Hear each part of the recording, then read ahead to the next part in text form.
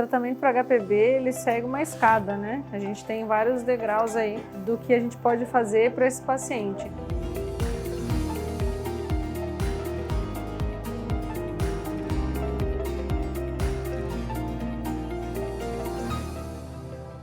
Desde os quadros mais leves, a gente pode fazer apenas até mudança no estilo de vida, ajustar horários e quantidade de líquido que toma, algumas posições, até às vezes na hora de urinar. Para pacientes que têm sintomas muito leves, né? Ajustar também algumas coisas referentes à alimentação, que pode dar alguns sintomas irritativos.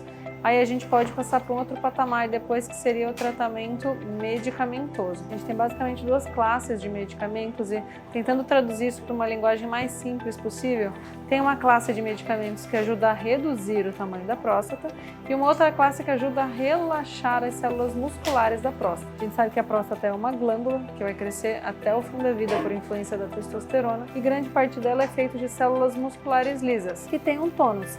Então elas só por estarem ali já são contraídas e causam uma diminuição na luz da uretra. Quando a gente usa esse medicamento, que a gente chama de alfa-bloqueador, para relaxar essa parte muscular da próstata, a gente diminui esse tônus, melhora os sintomas de obstrução, mas não trata o problema. A próstata continua exatamente do mesmo tamanho e o paciente pode, às vezes, experimentar alguns efeitos colaterais. Alguns pacientes têm hipotensão postural, porque, como eu digo para os pacientes sempre, né, é um relaxante dessas células musculares lisas, também pode afetar a pressão arterial. E alguns pacientes têm a ejaculação retrógrada, ou seja, na hora do orgasmo, na ejaculação, ao invés de sair para fora da uretra, o paciente ejacula para dentro da bexiga. Fisiologicamente isso não tem problema nenhum, ele vai eliminar depois esse esperma diluído na urina. Mas é importante a gente conversar com o paciente a respeito antes de começar o tratamento, porque alguns pacientes podem se sentir incomodados ou até se assustarem quando isso acontece. A outra classe de medicamentos são os inibidores da 5-alfa-redutase. Os inibidores da 5-alfa-redutase atuam na morte celular acelerada, digamos assim, da próstata e reduzem até 20%, às vezes 30% do tamanho total da próstata. Isso também afeta o PSA, que chega aí no seu pico de redução após 6 meses do uso da medicação. O PSA sempre cai 50% em média depois de 6 meses do uso. Isso, na verdade, a gente usa como parâmetro até para rastreio de câncer de próstata. Rastreio indireto, claro. O paciente que está usando a dutasterida ou a finasterida, que é essa classe de medicação, se a partir de 6 meses de uso o PSA não cair pela metade, a gente tem que acender aí uma luz de alerta e talvez investigar melhor esse paciente para ter certeza que ele não tem um câncer de próstata. Aí existem também os medicamentos que são combinados, combinações do alfa-bloqueador, que é esse relaxante muscular,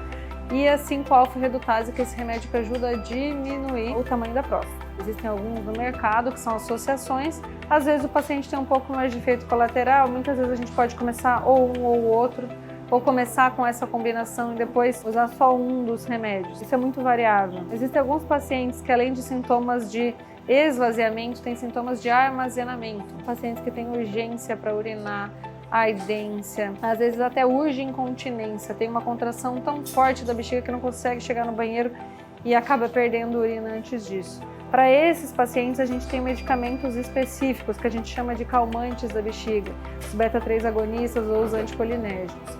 Isso também faz parte do acervo do tratamento medicamentoso da HPB. Para pacientes que não são tolerantes a essa medicação, seja pelos efeitos colaterais, pelo custo a longo prazo, ou porque simplesmente não têm o hábito e não conseguem uma rotina de tomar medicação diariamente, a gente consegue avançar ainda mais no tratamento. E aí a gente tem a categoria dos MISTs, que você já deve ter assistido aqui no nosso canal falando sobre algum deles. Aí a gente tem o Resum, o Aitin, de Urolift principalmente, e também o tratamento cirúrgico, onde a gente tem a enucleação de próstata, que hoje é o padrão ouro, que é o que a gente mais acaba fazendo e mais gosta de fazer aqui na clínica. Temos também a PTV, que pode ser aberta, laparoscópica ou robótica, para próstatas muito maiores. E temos a RTU de próstata convencional, que acaba sendo muito utilizada ainda no serviço público de saúde. Então, como eu falei para vocês lá no início do vídeo, o tratamento do HPB ele pode seguir aí uma série de degraus, né? Uma escadinha.